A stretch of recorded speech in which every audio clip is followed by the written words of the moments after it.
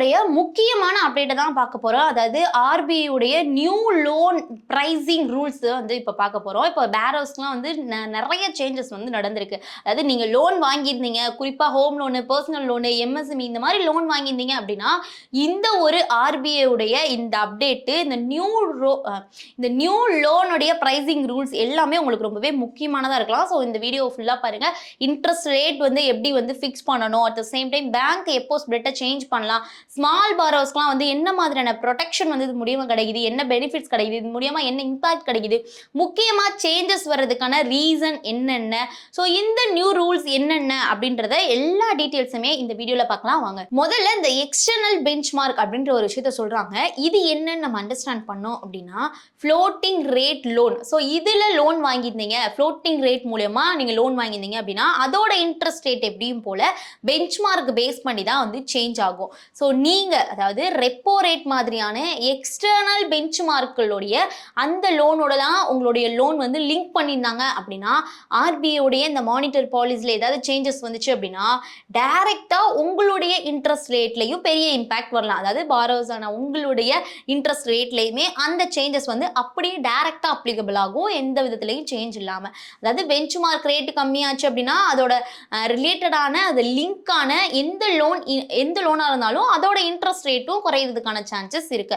அதே மாதிரி interest rate உடைய அந்த பிரைசிங் வந்து இன்னும் டிரான்ஸ்பரண்டா இருக்கணும் அப்படின்றதுக்காக தான் வந்து இந்த ஒரு பாயிண்ட்டையே வந்து ஆர்பிஐ வந்து கொண்டு வந்திருக்காங்க அப்படின்னே சொல்லலாம். இதோட முக்கிய நோக்கமும் கூட இதுதான். நெக்ஸ்ட் வந்து ஸ்ப்ரெட் அடிக்கடி சேஞ்ச் பண்ண முடியுமா, அதாவது ஸ்ப்ரெட் அப்படின்றது பேங்க் வந்து அடிக்கடி சேஞ்ச் பண்ணக்கூடிய ஒரு விஷயம். இதை வந்து அடிக்கடி சேஞ்ச் பண்ண முடியுமா அப்படின்ற ஒரு கொஸ்டினுக்குமே ஆர்பிஐ வந்து ஒரு ரூல்ஸ் வந்து சேஞ்ச் பண்ணியிருக்காங்க. இப்போ லோன் இன்ட்ரெஸ்ட் ரேட்ல வந்து பெஞ்ச் மார்க்கு மேல வங்கி வந்து சார்ஜ் பண்ற ஒரு எக்ஸ்ட்ரா பார்ட் தான் வந்து இந்த ஸ்ப்ரெட் அப்படின்னு சொல்றாங்க. ஸோ இப்போ இந்த நியூ ரூல்ஸ் படி சில காம்பன்ஸை 3 வருஷத்துக்கு முன்னாடியே வந்து சேஞ்ச் பண்ணணும் அப்படின்ற அந்த கண்ட்ரோல் வந்து இப்போ ரூல்ஸ்ல இருக்கு அப்படின்னே சொல்லலாம். ஆனா பாரோஸ்க்கு கிரெடிட் ப்ரொஃபைல் வந்து ரொம்பவே குறிப்பிடத்தக்க ஒரு சேஞ்ச் ஏற்பட்டுச்சு அப்படின்னா கிரெடிட் ரிஸ்க்ல வந்து பிரீமியம் வந்து சேஞ்ச் பண்ணலாம் அப்படின்னு சொல்லியிருக்காங்க. ஸோ இது மூலமா எக்ஸைட்டிங் பாரோஸ்க்கு ஒரு ஸ்டெபிலிட்டி கிடைக்கும். At the same time new கஸ்டமர்ஸ்க்கு வந்து என்ன கிடைக்கும் அப்படின்னா ஒரு அட்ராக்டிவான ரேட் கொடுத்து ஏற்கனவே லோன் வச்சிருக்கிற இந்த கஸ்டமர்ஸ்க்கு அதிகமான ஸ்ப்ரெட் வசூலிக்கிறது, இந்த மாதிரியான விஷயங்கள் எல்லாத்தையுமே கட்டுப்படுத்துறதுக்காக ஆர்பிஐ வந்து ட்ரை பண்றாங்க அப்படின்னே சொல்லலாம். ஸோ இதனால சில கண்ட்ரோல்ஸை வந்து பேங்க்குக்கு கொடுத்துருக்காங்க, இந்த மாதிரி அடிக்கடி ஸ்ப்ரெட்டை மாற்றக்கூடாது அப்படின்றதுக்காக. ஸோ இன்னொரு விஷயம் வந்து இந்த ஸ்மால் லோன் பாரோஸ்க்குலாம் வந்து என்ன மாதிரியான பெனிஃபிட்ஸ் கிடைக்கும், என்ன மாதிரியான இம்பாக்ட் கிடைக்கும், உங்களுக்கு ப்ரொடெக்ஷன் கிடைக்குமா அப்படின்ற ஒரு கொஸ்டின் வருது. அந்த ஒரு விஷயத்துல வந்து ஆர்பிஐ என்ன சேஞ்ச் பண்ணியிருக்காங்க அப்படின்னா இப்போ 50,000 வரையும் ஒரு சின்ன லோன் வாங்கியிருக்காங்க, இல்லை வந்து இந்த மைக்ரோ ஃபைனான்ஸ் லோன் ரிலேட்டடான இந்த ஏபிஆர் இல்லை இந்த கூடுதல் சார்ஜஸ் கண்ட்ரோல்ஸ்லாம் இருக்கிற இந்த வரக்கூடிய 50,000 வரை இந்த சின்ன சின்ன கடன் வாங்கியிருப்பாங்க இல்லையா அவங்களுக்கும் இந்த மைக்ரோஃபோன்ஸ் லோன் மூலியமா இந்த ஏபிஆர் இந்த கூடுதல் சார்ஜஸ், ஸோ இது எல்லாத்தையுமே வந்து கண்ட்ரோல் பண்றதுக்காக ஆர்பிஐ வந்து ஒரு ப்ரப்போசலை வந்து கொடுத்துருக்காங்க. இதோட நோக்கம் என்ன அப்படின்னு பார்த்தோம் அப்படின்னா சின்ன சின்ன கடன் வாங்குறவங்க கிட்ட அதிகமான இன்ட்ரெஸ்டும் அதே மாதிரி இந்த ஹைடிங் சார்ஜஸ், ஸோ இந்த மாதிரியான விஷயங்கள்லாம் சேர்த்து ஒரு மிகப்பெரிய ரீபேமெண்ட் பேர்டனை வந்து உருவாக்கலாம். ஸோ அது எல்லாத்தையும் வந்து செக்யூர் பண்றதுக்காக தான் இந்த ஒரு ப்ரப்போசல் அப்படின்ற ஒரு விஷயத்த சொல்றாங்க. அதனால ஸ்மால் டிக்கெட் லோன் கொடுக்குற பாரோஸ்க்கும் இன்ட்ரெஸ்ட் ரேட் மட்டும் பார்க்காம இந்த ஏபிஆர் அண்ட் டோட்டல் சார்ஜஸ் எல்லாத்தையுமே வந்து கவனிக்கிறது ரொம்பவே இம்பார்ட்டன்ட். ஏன்னா இது வந்து ஒரு பெரிய பேர்டனை வந்து உங்களுக்கு கொடுக்கும். இதுக்காகவே வந்து ஆர்பிஐ வந்து ஒரு சின்ன ஒரு ப்ரப்போசலை கொடுத்துருக்காங்க அப்படின்னே சொல்லலாம். அட் த சேம் டைம் இன்னொரு விஷயம், ஸ்மால் அண்ட் மார்ஜினல் ஃபார்மர்ஸ்க்கு இந்த ஒரு ஆர்பிஐ ரூல்ஸ்ல ஏதாவது நன்மை இருக்கா, ஏதாவது பெனிஃபிட்ஸ் இருக்கா அப்படின்னு பார்த்தோம் அப்படின்னா ஸ்மால் அண்ட் மார்ஜினல் ஃபார்மர்ஸ்க்கு ஒரு ஷார்ட் அண்ட் அக்ரிகல்ச்சர் லோன்ல இன்ட்ரெஸ்ட்டும் சரி அதோடைய சேர்த்து அந்த ஹைடிங் சார்ஜஸும் சரி இது எல்லாத்தையும் சேர்த்து இந்த ரீபேமெண்ட் அமௌண்ட் அவங்களுடைய அசல் கடன் தொகையை விட அதிகமா போகக்கூடாது அப்படின்ற அந்த ஒரு செக்யூர்னஸை வந்து இப்போ ஆர்பிஐ வந்து ப்ரப்போசலாக கொடுத்துருக்காங்க. ஸோ இந்த ஒரு சின்ன சின்ன விவசாயிக கடனுக்கு அதிகப்படியான ஃபினான்ஷியல் பேர்டனை வந்து அவங்களுக்கு திணிக்கக்கூடாது, அவங்ககிட்ட கொடுக்கக்கூடாது அப்படின்றதுக்காக அதையுமே சில விஷயங்கள் வந்து சேஞ்ச் பண்ணியிருக்காங்க.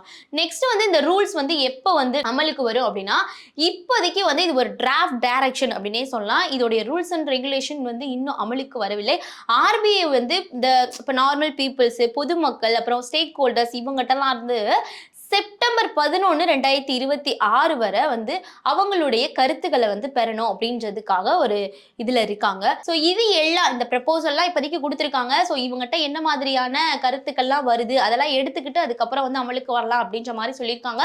ஸோ அப்படி அமலுக்கு வரணும் அப்படின்னா ஏப்ரல் 1, 2027க்குள்ள வந்து வரலாம் அப்படின்ற மாதிரி சொல்றாங்க. ஸோ ஏற்கனவே உள்ள அந்த லோன்ஸ் நியூ ஃப்ரேம் ஒர்க் மாற்றுறதுக்கு லெண்டர்ஸ்க்கும் ஏப்ரல் 1, 2029 வரையும் இந்த டிரான்சாக்ஷன் பீரியடுமே வந்து வழங்கணும் அப்படின்ற மாதிரி வழங்கப்பட உள்ளது அப்படின்ற மாதிரி சொல்லியிருக்காங்க.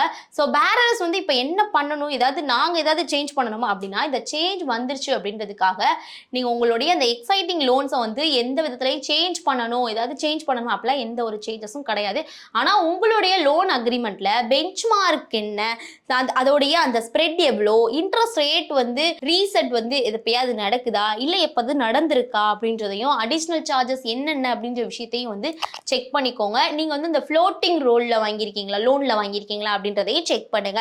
ஸோ குறிப்பாக அந்த ஃப்ளோட்டிங் ரேட் லோன் வச்சிருக்கோங்க பெஞ்ச் மார்க் ரேட் அண்ட் தங்களுடைய இந்த லோன் ரேட் எப்படி வந்து மூவ் ஆகுது அப்படின்ற விஷயத்த கண்டினியூஸாக மானிட்டர் பண்ணணும் அப்படின்றதையுமே வந்து ஆர்பிஐ வந்து சொல்லியிருக்காங்க. ஸோ ஓவராலாக பார்க்கும்போது இந்த ஒரு ஆர்பிஐ ப்ரப்போஸ்டு லோன் ப்ரைசிங் ரூல்ஸோடைய முக்கியமான நோக்கம் என்ன அப்படின்னா டிரான்ஸ்பரன்சி அண்ட் வந்து யூனிஃபார்மிட்டி அண்ட் வந்து கன்சியூமர் ப்ரொடெக்ஷன். ஸோ எல்லாத்துக்காக தான் வந்து ஆர்பிஐ வந்து இப்போ நியூ ரூல்ஸ் கொண்டு வந்திருக்காங்க. ஸோ லோன் ப்ரைசிங் எப்படி வந்து ஃபிக்ஸ் பண்ணலாம் அப்படின்றதையும் வந்து வாரர்ஸ்க்கு நம்ம கிளாரிட்டியாக வந்து சொல்லணும் அப்படின்றதான் இதோடைய பேசிக் வந்து கோலே. ஸோ இந்த ரூல்ஸ் வந்து ஃபைனலைஸ் பண்ணதுக்கு அப்புறம் வாரர்ஸ்க்கு இன்ட்ரெஸ்ட் ரேட்டும் அந்த சார்ஜஸும் தொடர்பான அந்த கிளாரிட்டி வரும். அட் த சேம் டைம் ஒரு பர்டன் வந்து குறையிறதுக்கான சான்சஸும் இருக்கு. ஸோ ஆர்பிஐ இந்த ப்ரப்போசல் இந்த ப்ரப்போஸ்டு லோன் பிரைசிங் ரூல்ஸ் வந்து வந்துச்சு அப்படின்னா என்ன மாதிரியான இம்பாக்ட் இருக்கும்.